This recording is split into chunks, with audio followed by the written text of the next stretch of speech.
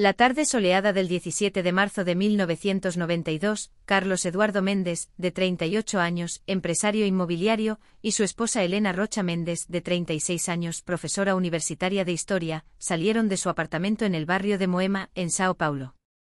La pareja se alojaba temporalmente en el Hotel Riviera, situado en el centro de São Paulo, mientras su apartamento estaba siendo sometido a amplias obras de renovación. Según los registros del hotel, salieron del establecimiento alrededor de las 2:37, informando a la recepción que se dirigían a una reunión de negocios y luego cenarían en un restaurante cercano. Aquel martes el cielo de São Paulo estaba parcialmente nublado, con una temperatura templada de 20 grados. La capital vivía un periodo de intenso desarrollo económico, pero también enfrentaba una creciente oleada de violencia urbana. La pareja, exitosa y discreta, tenía una vida estable y previsible, lo que hizo que su desaparición resultara aún más desconcertante para familiares y amigos. Carlos y Elena eran conocidos en su círculo social como un matrimonio armonioso. Casados desde hacía 12 años, no tenían hijos por decisión propia y se dedicaban intensamente a sus carreras. Carlos había cerrado recientemente una asociación importante con inversores extranjeros para un proyecto en la zona de la Avenida Paulista, mientras que Elena estaba a punto de publicar un libro sobre la historia de la inmigración italiana en São Paulo. La última persona que vio al matrimonio fue el recepcionista del hotel, Antonio Ferreira, entonces de 24 años. Parecían normales, quizá un poco apresurados. El señor Méndez dijo que regresarían tarde, pero con seguridad antes de las 23:00, declaró Antonio en su primera declaración a la policía. Lo que nadie sabía en ese momento era que Carlos y Elena no volverían a ser vistos con vida. La primera persona en darse cuenta de que algo iba mal fue Mariana Rocha, hermana de Elena, que tenía planificada una cena con la pareja al día siguiente. Tras varios intentos infructuosos de comunicarse por teléfono, Mariana se presentó en el hotel la mañana del 19 de marzo. Al informarle que la pareja no había regresado la noche anterior, la alarma interior de Mariana se disparó de inmediato. Mi hermana era extremadamente metódica. No habría pasado una noche fuera sin avisar a nadie, especialmente si tenía compromisos al día siguiente, declaró Mariana más tarde. El gerente del hotel, Claudio Ribeiro, sugirió en un primer momento que la pareja podría haber decidido pasar la noche en otro lugar, algo no infrecuente entre los huéspedes. No obstante, accedió a revisar la habitación. La habitación 412 estaba exactamente como la había dejado el servicio de limpieza la tarde anterior. Las maletas del matrimonio permanecían ordenadas en el armario. Sus pertenencias personales, documentos, tarjetas de crédito y una cantidad considerable de efectivo, estaban intactas. La cama estaba hecha, lo que indicaba que no habían pasado la noche allí. Fue entonces cuando Mariana decidió llamar a la policía. La denuncia por desaparición se registró a las 2:22 del 19 de marzo de 1992 en la comisaría 718 de São Paulo.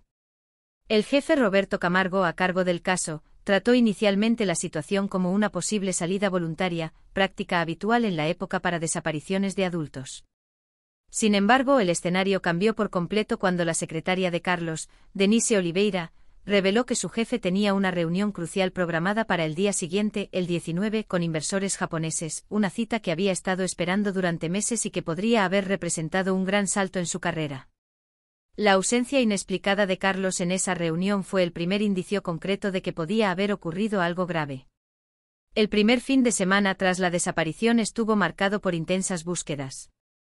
Amigos, familiares y compañeros organizaron grupos para repartir volantes con las fotos de la pareja en hospitales, comisarías y en las calles del centro de São Paulo.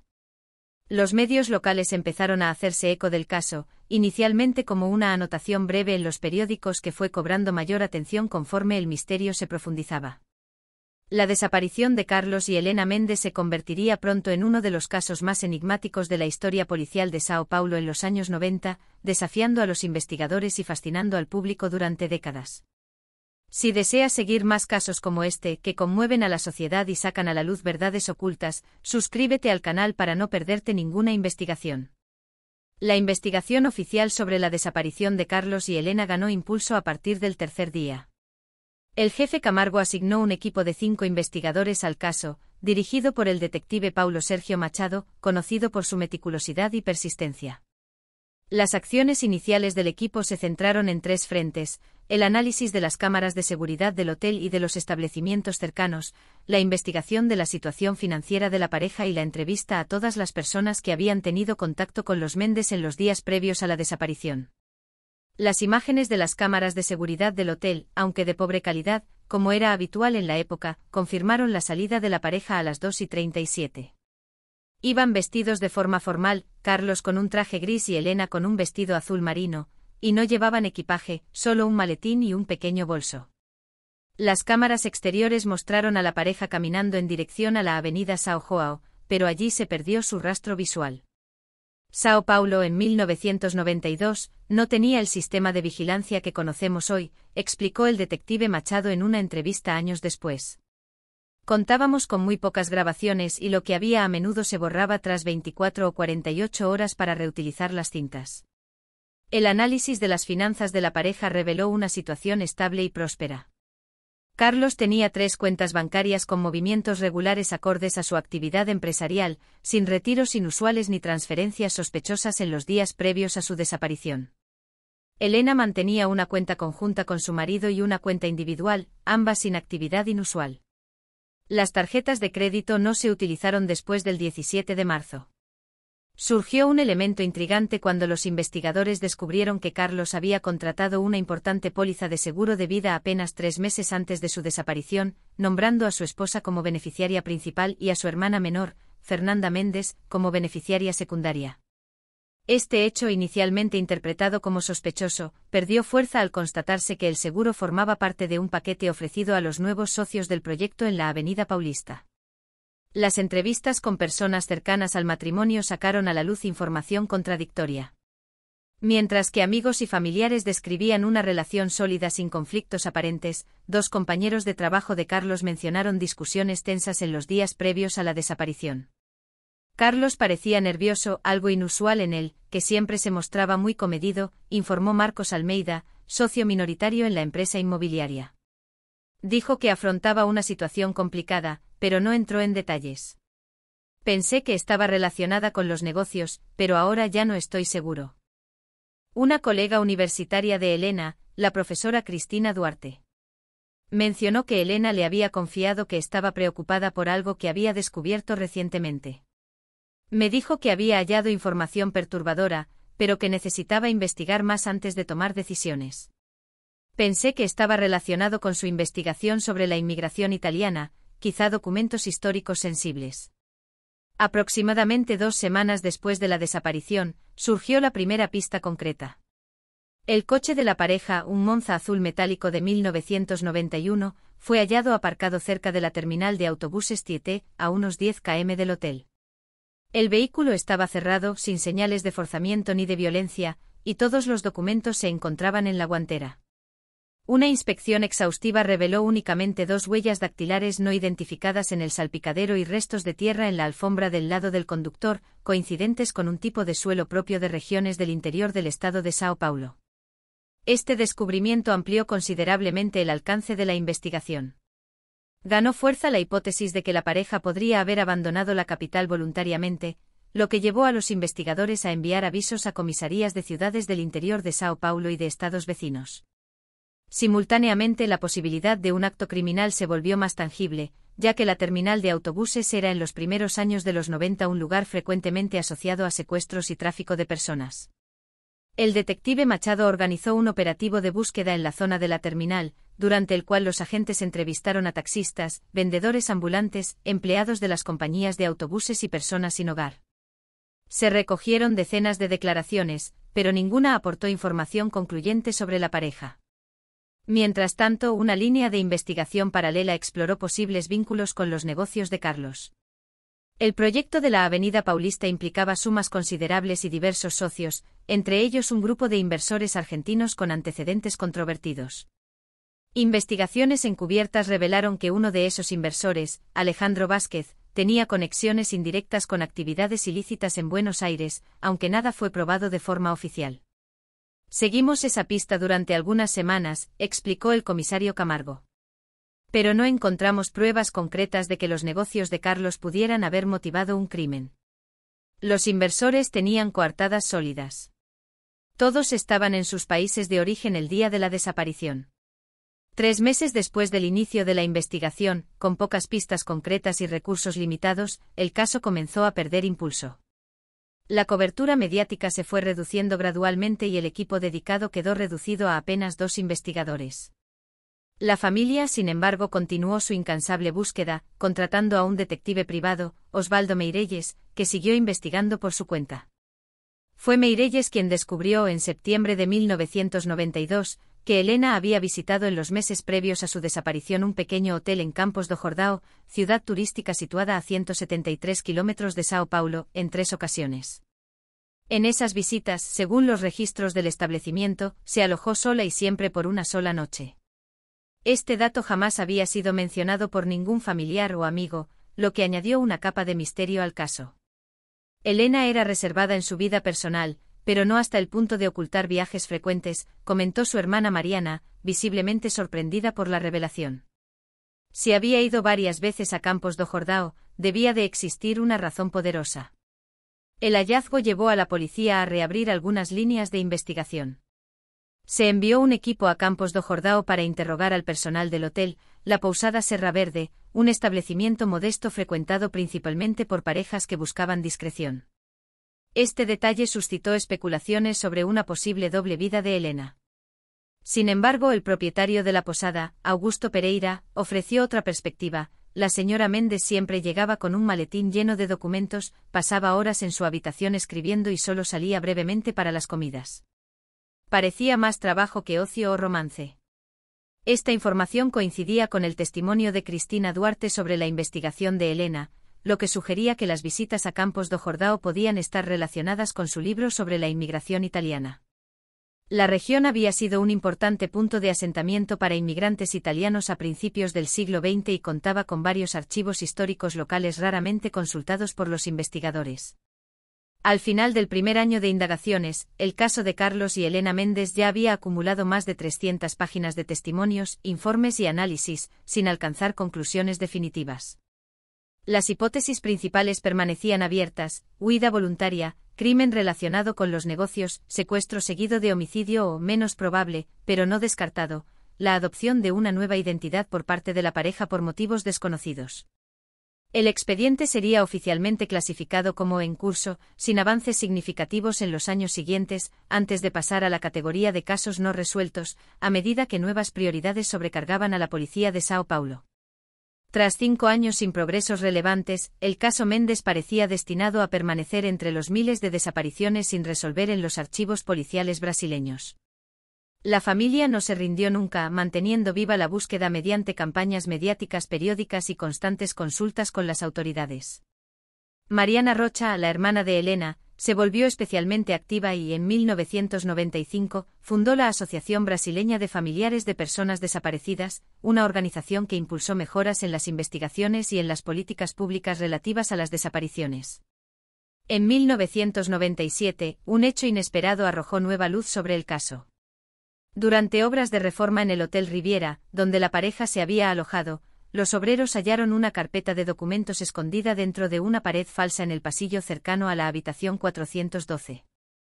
La carpeta, entregada de inmediato a la policía, contenía fotocopias de documentos antiguos, aparentemente redactados en italiano, junto con notas manuscritas de Helena. Fue como encontrar el extremo de un hilo que creíamos perdido para siempre, comentó el comisario Camargo, llamado a examinar el material pese a que ya pertenecía a otra división policial. El análisis inicial de los documentos reveló que Helena había descubierto registros de una operación secreta de traslado de objetos de valor y obras de arte desde Italia hacia Brasil durante los últimos años de la Segunda Guerra Mundial.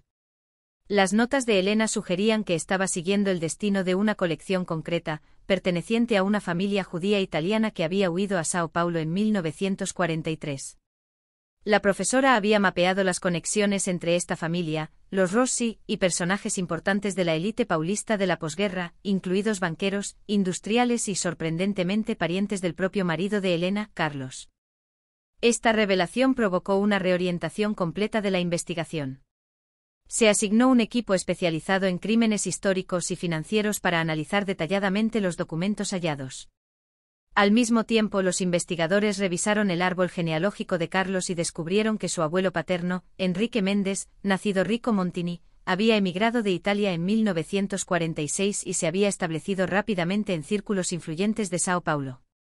Con un patrimonio cuyos orígenes nunca se han explicado con claridad. Elena parecía estar al corriente de un secreto familiar que Carlos posiblemente desconocía, teorizó el detective Machado en un informe interno. Los documentos sugieren que ella investigaba si la fortuna inicial de los Méndez podría estar vinculada a bienes apropiados indebidamente durante el caos de la posguerra. En busca de más información sobre la familia Rossi, los investigadores localizaron a una superviviente, Sofía Rossi, entonces de 82 años, que vivía discretamente en una residencia de ancianos en Santos. La anciana confirmó que su familia había perdido una valiosa colección de obras de arte y joyas durante su huida de Italia, y que durante décadas sospechó que dichos bienes habían sido apropiados por intermediarios que prometieron enviarlos a Brasil. Mi padre siempre creyó que nos traicionaron personas cercanas, relató Sofía con voz emocionada. Murió en 1967, y aún hablaba de un tesoro escondido que algún día sería recuperado. Otro avance significativo se produjo en 1999, cuando una antigua empleada del Hotel Riviera, María do Carmo Santos, contactó a la policía para aportar información que había guardado durante años. María, que trabajaba como limpiadora en el hotel en 1992, declaró haber visto al matrimonio Méndez regresar al hotel por una entrada secundaria alrededor de las 11 la noche de su desaparición, acompañados por un hombre desconocido. Los tres parecían tensos y portaban una maleta pesada. En aquel momento tenía miedo de involucrarme y perder mi empleo, explicó María. Pero ya no puedo vivir con ese peso sobre la conciencia, especialmente después de ver a su hermana en la televisión, todavía buscando respuestas tras tantos años. Este testimonio contradice directamente la versión oficial de que la pareja no regresó al hotel tras su salida de las 2:37. Una reexaminación de las grabaciones de seguridad, milagrosamente conservadas en un archivo de la policía, confirmó que existía un periodo de aproximadamente 17 minutos, entre las 10:53 y las 11:10, durante el cual las cámaras del hotel estaban apagadas, aparentemente por mantenimiento rutinario. Con base en esta nueva información se montó una operación encubierta para inspeccionar zonas del hotel que no habían sido examinadas a fondo en 1992. Utilizando tecnología más avanzada disponible a finales de los años 90, incluidos escáneres térmicos y equipos de detección de cavidades, los peritos forenses hallaron indicios de alteraciones estructurales en un área de servicio del sótano, cerca de las cocinas. Sin embargo, antes de que pudiera realizarse una búsqueda más invasiva, el hotel fue repentinamente vendido a un promotor internacional y cerrado para una renovación completa. La demolición parcial del edificio comenzó apenas 48 horas después de la venta, destruyendo posibles pruebas antes de que se pudieran obtener órdenes judiciales. Esta sucesión de hechos suscitó sospechas, pero los nuevos propietarios contaban con documentación impecable y todos los permisos necesarios para la obra. El caso cobró repercusión internacional en 2003, cuando un anticuario de Buenos Aires contactó a las autoridades brasileñas para informar que un intermediario le había ofrecido, de manera discreta, un conjunto de joyas y pequeñas esculturas que coincidían con la descripción de las posesiones de la familia Rossi. El vendedor, que se identificó solo como Paulo, se retiró de la negociación cuando el anticuario pidió documentos de propiedad y procedencia. La cooperación entre las fuerzas policiales de Brasil y Argentina permitió elaborar un retrato hablado de ese misterioso Paulo, que presentaba inquietantes semejanzas con Roberto Méndez, un primo lejano de Carlos que había trabajado brevemente para su empresa inmobiliaria en 1991. Roberto, no obstante, había abandonado Brasil en 1993 rumbo a Uruguay, y su paradero se desconocía desde 1997. A medida que surgían estas revelaciones, nuevas tecnologías investigativas posibilitaron la reanalización de pruebas antiguas. En 2005, mediante técnicas avanzadas de ADN, los expertos identificaron material genético masculino y femenino en un botón hallado en el coche de la pareja en 1992 que no pertenecía ni a Carlos ni a Elena. Este material fue conservado en una base de datos para futuras comparaciones. En 2008, la policía recibió una pista anónima que aseguraba que la pareja Méndez vivía con identidades falsas en la provincia de Mendoza, Argentina. Se montó una operación conjunta para verificar la información, pero la familia localizada, aunque físicamente semejante a Carlos y Elena, resultó ser una familia argentina legítima sin vínculos con el caso. Deja un comentario que diga: nunca renuncies a la verdad si crees que todas las personas desaparecidas merecen ser encontradas. Entre 2008 y 2020 el caso Méndez entró en un periodo que los investigadores denominan hibernación investigativa. No fue archivado definitivamente, pero tampoco produjo avances significativos. La familia continuó su incansable búsqueda, y Mariana Rocha transformó la asociación que fundó en una de las voces más relevantes del país en materia de personas desaparecidas. Cada aproximadamente 5 años, el caso resurgía brevemente en los medios, generalmente en reportajes especiales sobre misterios no resueltos o con motivo del aniversario de la desaparición. En cada ocasión aparecían nuevos testigos con información fragmentada, avistamientos no confirmados de la pareja en distintas partes de Brasil y América Latina, teorías conspirativas que involucraban a organizaciones criminales internacionales e incluso alegaciones de que la pareja habría entrado voluntariamente en un programa de protección de testigos. La mayor parte de esta información tardía no resistió el escrutinio, explicó el comisario jefe Vinicius Almeida, quien asumió el caso en 2012 tras la jubilación del comisario Camargo. Pero cada informe se verifica con seriedad, porque nunca sabemos de dónde puede venir la pieza que falta en este rompecabezas. En 2015 un avance tecnológico devolvió la esperanza a casos antiguos como el de los Méndez. La Policía Federal implementó un sistema avanzado de reconocimiento facial que comenzó a cruzar imágenes de documentos emitidos a nivel nacional con una base de datos de personas desaparecidas. Por primera vez se hizo posible identificar automáticamente si Carlos o Helena habían obtenido documentos falsos en cualquier estado brasileño. Paralelamente, la digitalización de los archivos policiales de las décadas de 1980 y 1990 permitió a los analistas de datos identificar patrones y conexiones previamente invisibles entre casos aparentemente no relacionados. Fue mediante este proceso que en 2017, los investigadores hallaron un posible vínculo entre la desaparición de la familia Méndez y una red de falsificación de documentos desmantelada en Curitiba en 1994. 2 personas detenidas en esa operación fueron encontradas en posesión de borradores de identidades falsas que, aunque usaban nombres distintos, contenían fotografías retocadas con semejanzas a Carlos y Helena. Los falsificadores, ya fallecidos cuando se descubrió esta conexión, habían trabajado para diversas organizaciones criminales especializadas en proporcionar nuevas identidades a personas que necesitaban desaparecer, ya fueran delincuentes fugados o ciudadanos corrientes que por distintos motivos querían abandonar sus vidas.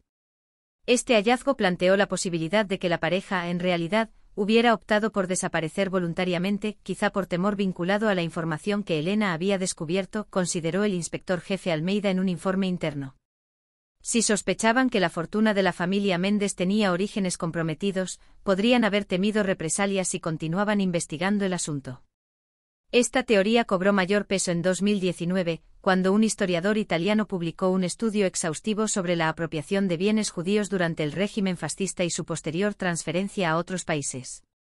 El estudio citaba específicamente el caso de la familia Rossi y hacía referencia a documentos que sugerían que intermediarios habían malversado una parte significativa de la riqueza familiar. Entre los nombres mencionados como posibles receptores de esos bienes figuraba el de Enrique Montini, el abuelo de Carlos. Aunque el autor subrayó que las pruebas eran circunstanciales, la familia Méndez, a través de sus abogados, impugnó con vehemencia las implicaciones del estudio, argumentando que Enrique había construido su fortuna de forma legítima mediante negocios inmobiliarios en la posguerra. No obstante, el estudio devolvió la atención mediática al caso de la desaparición, y los periodistas comenzaron a especular que Helena podría haber descubierto pruebas más concretas de esa conexión histórica. En enero de 2020 surgió una nueva pista cuando un trabajador de mantenimiento del antiguo Hotel Riviera, ya convertido en un condominio de lujo, encontró una caja metálica empotrada en una pared durante obras de remodelación. La caja contenía varias microfichas fotográficas, un soporte documental habitual en los años 80 y principios de los 90, junto con una pequeña llave sin marcas ni numeración. Las microfichas analizadas posteriormente resultaron ser copias de páginas del diario personal de Helena, que abarcaban un periodo de aproximadamente 6 meses antes de su desaparición. Estos registros documentaban meticulosamente su investigación sobre los bienes de la familia Rossi, y mostraban su creciente preocupación al descubrir indicios de que parte de esa riqueza había llegado efectivamente a Brasil por canales no oficiales. He confrontado hoy hace sobre los documentos del abuelo, podía leerse en una anotación fechada el 14 de febrero de 1992. Parecía verdaderamente conmocionado. Creo que no sabía nada, pero ahora teme las implicaciones para su familia y sus negocios. Decidimos investigar más antes de tomar cualquier decisión. La última entrada del 15 de marzo, 2 días antes de la desaparición, era particularmente inquietante. Hemos hallado la confirmación que temíamos. Las joyas de los R efectivamente pasaron por unas manos que luego las vendieron o las ocultaron. C está destrozado, pero decidido a hacer lo correcto. Mañana visitaremos el lugar señalado en los documentos. Si encontramos lo que esperamos, tendremos que decidir cómo proceder. En cuanto a la llave hallada junto a las microfichas, los expertos la identificaron como compatible con modelos de cajas de seguridad usados por una determinada cadena bancaria en los años 80 y 90. Sin embargo, sin numeración ni identificación no sería prácticamente posible determinar a qué caja de seguridad concreta pertenecía. En septiembre de 2020 se produjo un giro inesperado cuando Fernanda Méndez, la hermana de Carlos, falleció por complicaciones cardíacas. Durante el inventario de su patrimonio, los abogados hallaron un sobresellado que debía abrirse únicamente en caso de su fallecimiento. El contenido entregado a las autoridades por la propia hija de Fernanda consistía en una carta manuscrita de su hermano, fechada en abril de 1992, un mes después de la desaparición oficial. La autenticidad de la carta fue confirmada mediante análisis caligráfico. No revelaba la ubicación de la pareja, pero explicaba en parte sus motivaciones. Querida Fernanda, cuando leas esto, habremos estado fuera durante algún tiempo. No puedo decirte dónde estamos ni si volveremos alguna vez. Elena ha descubierto algo sobre nuestro abuelo que lo cambia todo. Hay personas peligrosas implicadas, gente que no dudaría en silenciar a cualquiera que amenazara con exponer la verdad. Tomamos la única decisión posible para mantenernos a salvo mientras decidíamos cómo proceder. Por favor, no nos busques. Eso solo te pondría en peligro también. Quizá algún día la verdad salga a la luz. Esta carta reforzó la hipótesis de que la pareja había desaparecido voluntariamente, al menos en un primer momento, posiblemente por temor a represalias vinculadas a los descubrimientos sobre el origen de la fortuna familiar. Sin embargo, no explicaba el silencio absoluto durante casi 3 décadas, ni porque no habían contactado a sus seres queridos, ni siquiera tras el fallecimiento de las personas inicialmente implicadas. El 7 de marzo de 2024, 32 años después de la desaparición de Carlos y Elena Méndez, empleados del condominio que ahora ocupaba el antiguo Hotel Riviera realizaban una inspección rutinaria de los equipos del sótano cuando detectaron un problema en el sistema de refrigeración. El origen del fallo se localizó en una zona aislada, anteriormente utilizada como cámara fría del restaurante del hotel y sellada durante la remodelación de 2000. Al abrir un pasaje a través de una pared falsa, los técnicos se toparon con un viejo congelador industrial aún en funcionamiento, conectado a un sistema eléctrico independiente y camuflado. El congelador estaba asegurado con un candado y la administración del condominio, al percibir lo extraño de la situación, llamó de inmediato a la policía. Cuando las autoridades abrieron el congelador, hallaron en su interior varios recipientes plásticos herméticamente sellados. En 2 de esos recipientes, envueltos en varias capas de plástico, se encontraban pares de pies humanos amputados, perfectamente conservados por el intenso frío, un par masculino y otro femenino. Fue un descubrimiento macabro y completamente inesperado, declaró la delegada Raquel Monteiro, actualmente al frente del caso. Nuestra primera reacción fue de estupor, seguida de la inmediata comprensión de que por fin podíamos enfrentarnos a pruebas concretas sobre el destino de Carlos y Elena Méndez. Los exámenes preliminares realizados en el lugar indicaron que las extremidades habían sido amputadas con cuidado, posiblemente por alguien con conocimientos médicos, y congeladas de inmediato. Junto a los recipientes, los investigadores hallaron una unidad USB protegida en una carcasa impermeable, que contenía archivos cifrados. Los restos fueron enviados al Instituto Médico Legal para análisis forenses detallados, incluidos tests de ADN para comparar con las muestras genéticas de la familia Méndez conservadas en la base de datos policial. Paralelamente, expertos en criptografía trabajaron para acceder al contenido del pendrive.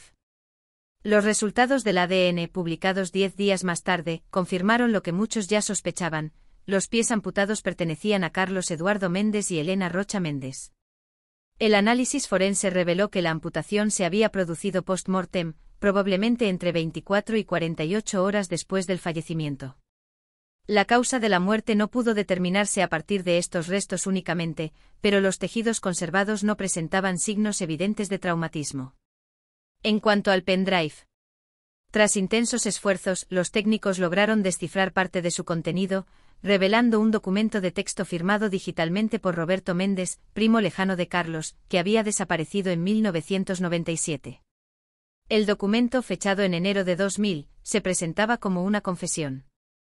Mi nombre es Roberto Méndez, primo de Carlos Eduardo Méndez, y escribo este relato como confesión de los actos que cometí y presencié en marzo de 1992.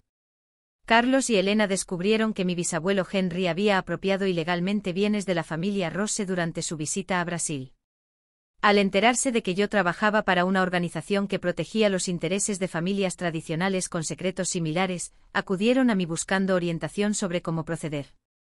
Quedé en reunirme con ellos la noche del 17 de marzo en el Hotel Riviera, usando la entrada de servicio para evitar el registro. Mi intención inicial fue simplemente disuadirlos de hacer pública la denuncia, ofreciendo una compensación a los descendientes de los Rosse. Sin embargo, Elena había preparado copias de todos los documentos y los había enviado a varias personas, con instrucciones de difundirlos si les ocurriera algo. La reunión se deterioró rápidamente. Mis superiores en la organización, a quienes ya había informado, enviaron a 2 hombres para asegurarse del silencio de la pareja. La situación se descontroló. Carlos intentó proteger a Elena y recibió un golpe en la cabeza. Ella trató de huir y sufrió el mismo destino. No debía acabar así, pero el daño ya estaba hecho. Siguiendo los protocolos de la organización para casos extremos, los cuerpos fueron ocultados temporalmente en la antigua cámara frigorífica del hotel, desactivada pero aún funcional. La intención era retirarlos la noche siguiente y hacerlos desaparecer por completo. Sin embargo, con la rápida movilización de la familia y la denuncia de la desaparición, el plan tuvo que modificarse. Para asegurarse de que los cuerpos nunca fueran hallados, incluso si la zona se buscaba posteriormente con perros rastreadores o equipos avanzados, se decidió conservar solo una pequeña porción como seguro, una prueba que pudiera revelarse si algún miembro de la organización era amenazado. Se eligieron los pies porque contienen menos material genético identificable y menos huellas dactilares que las manos, y aún así serían suficientes para una identificación futura si fuera necesario. El resto de los cuerpos fue destruido por métodos que no detallaré aquí. La cámara fue entonces sellada con una pared falsa y el sistema eléctrico del congelador conectado a un circuito independiente, asegurando su funcionamiento continuo, incluso en caso de renovaciones o demolición parcial.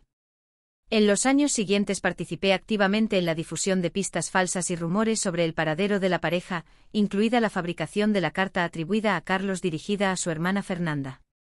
Finalmente el peso de estos actos se hizo insoportable y en 1997 abandoné la organización y asumí una nueva identidad. Escribo esto ahora no con la esperanza de obtener perdón, sino para que la verdad pueda algún día conocerse. La organización a la que servíamos ya no existe en su forma original. Sus principales líderes están muertos o demasiado envejecidos para representar una amenaza. Este registro será ocultado junto con las pruebas, programado para ser descubierto solo cuando sea seguro hacerlo o cuando el sistema de refrigeración falle finalmente. El documento continuaba con detalles sobre la supuesta organización, descrita como una red informal de familias influyentes de origen europeo que se habían establecido en Brasil durante o después de la Segunda Guerra Mundial, muchas con fortunas de origen dudoso. Roberto mencionaba nombres de figuras prominentes de la élite paulista, algunas ya fallecidas y otras aún en posiciones de poder, alegaciones que tendrían que ser investigadas con sumo cuidado antes de cualquier divulgación pública. La Policía Federal, ahora al frente de la investigación por sus implicaciones internacionales e históricas, lanzó una operación encubierta para verificar la existencia de la organización mencionada e identificar posibles miembros aún vivos. Simultáneamente se envió un equipo especializado a Argentina para intentar localizar a Roberto Méndez, que según datos de inteligencia podría estar viviendo bajo otra identidad en la provincia de Córdoba. Cuando la noticia del hallazgo se hizo pública en abril de 2024, provocó un gran revuelo nacional. El caso Méndez, que ya había sido objeto de documentales, libros e incluso una miniserie televisiva, adquirió una dimensión aún más trágica y compleja. Para Mariana Rocha, ahora de 67 años, la confirmación de la muerte de su hermana supuso una mezcla de dolor renovado y cierto alivio ante la posibilidad de finalmente conocer la verdad y celebrar un funeral simbólico. Durante 32 años viví en la incertidumbre. Una parte de mí siempre mantuvo la esperanza de que estuvieran vivos en algún lugar. Ahora sé que no lo están y por fin puedo empezar a procesar el duelo que he pospuesto durante tanto tiempo, declaró. La investigación sigue abierta, con avances casi diarios. Varias personas mencionadas en la confesión de Roberto están siendo citadas a declarar, y se ha establecido cooperación internacional para rastrear tanto el destino de los bienes de la familia Rosse como el alcance real de la red de protección posguerra para fortunas de origen dudoso. En cuanto a los restos de Carlos y Elena, tras los exámenes forenses necesarios, fueron finalmente entregados a la familia para un funeral digno, celebrado en Sao Paulo el 17 de mayo de 2024, exactamente 32 años y 2 meses después de su desaparición. La ceremonia, sobria pero cargada de significado, reunió a familiares, amigos y a muchos de los investigadores que dedicaron años de su carrera a este caso. El misterio de los pies congelados en el congelador del hotel resultó ser mucho más que un caso aislado de desaparición.